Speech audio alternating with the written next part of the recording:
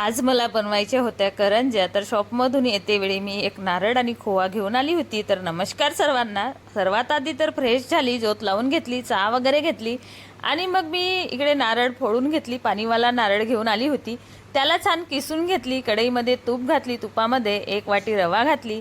रवा भाजून झाल्यानंतर इकडे किसलेला नारळ हा घातली आणि याचं छान पूर्ण पाणी छटेपर्यंत तेल बाहेर येईपर्यंत याला मिक्स केली. त्याच्यानंतर त्याच्यामध्ये 1 पाव खोवा घातली, थोडं ड्रायफ्रूट घातली आणि हे मिक्स करून बाजूला ठेवली. त्याच्यानंतर पिठी साखर केली. साखर तर इथे 1.5 वाटी घेतलेली होती मी आणि हे मी कधी बनवली नाही, मी फर्स्ट टाईम बनवत आहे. कारण ताईनं पाठवल्या होत्या तर मुलांना भरपूर आवडलं.